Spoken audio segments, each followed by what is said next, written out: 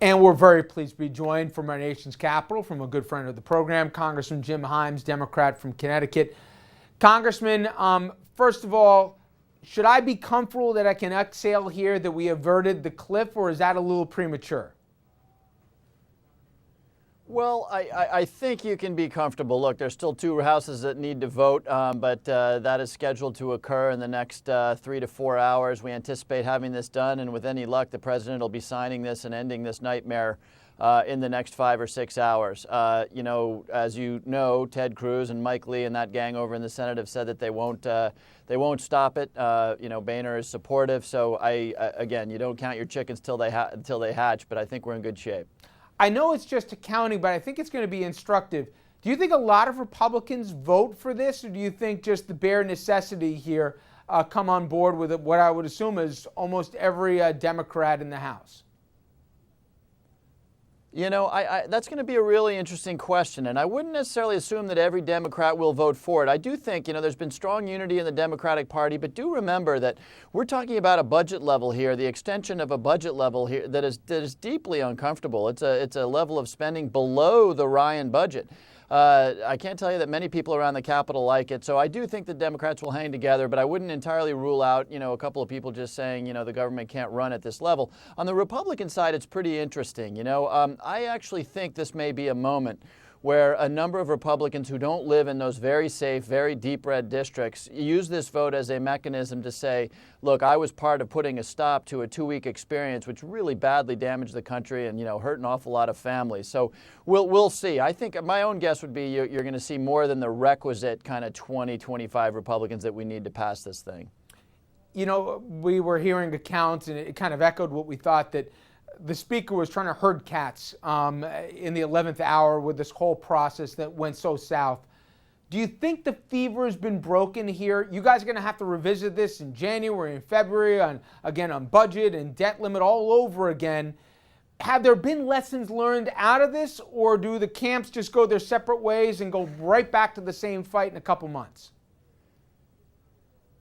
Well, that sort of depends, and I don't mean to be taking a partisan swipe here, but that sort of depends on what your answer is to whether the Republican Party in the House, and frankly some Republicans in the Senate, I mean Senator Cruz and Senator Lee, become rational actors, and it's more about the ones in the House because, look, you do have a relatively small number of hardcore Tea Party Republicans who brought us this show for the last 15 days.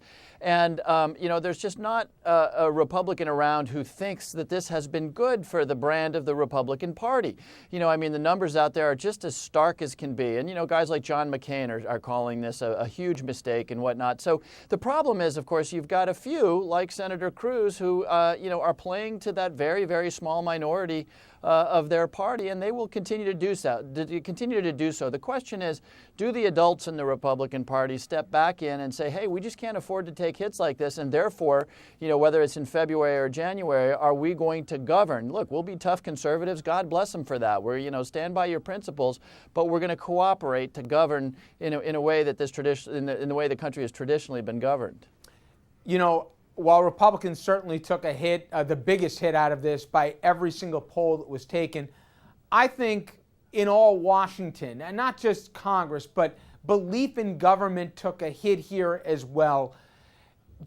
Do you think that the public's, justifiable confidence that was shaken can be restored? Do you think the grown-ups, I know you say you don't know, it depends on some of the actors involved, but is there a willingness to avoid the same BS that we've seen here for the last 3-4 weeks so that we don't have to relive this stuff towards the end of the year and the first quarter?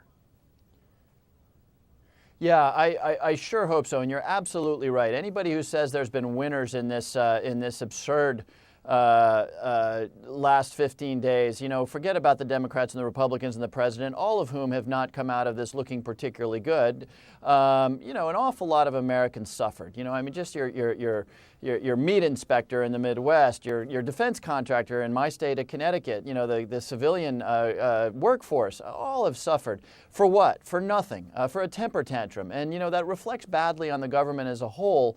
And again, this really, I actually am hopeful, and Richard, I'm an optimist, that by taking a little bit of the fire out of the Cruz Tea Party wing of the Republican Party, that this moves us, back towards the center, that a guy like John Boehner, who, has spent his career negotiating, standing by conservative principles, but negotiating, will take away from this experience the notion that in January or February it just shouldn't play out this way again, and that's going to require negotiation around things that the American people want us to do. Comprehensive immigration reform, that's sort of classic example of something that most Americans want us to do, and by doing those things, by moving forward, not just by averting catastrophe, but by doing some good things that makes a difference to people in this country, that's how we'll restore the confidence in our government.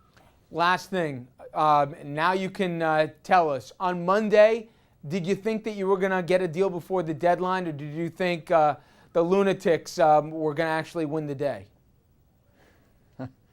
As I said, I'm an optimist. So in the back of my mind, I always thought that, something at the last minute would be worked out. And lo and behold, here we are at the last minute and it's being worked out. What really worried me, frankly, was when you're talking about a default, a lot of my colleagues don't, they think about a default the way they think about a government shutdown, as something that at 11:59 you can decide to change by a vote on the floor.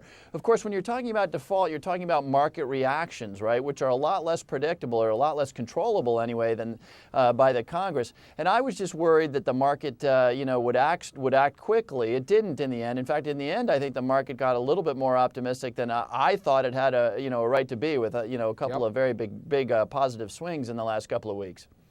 Well, fingers crossed here. We start anew tomorrow. Congressman, thank you, and I'm sure we'll be talking soon. Thanks, Richard.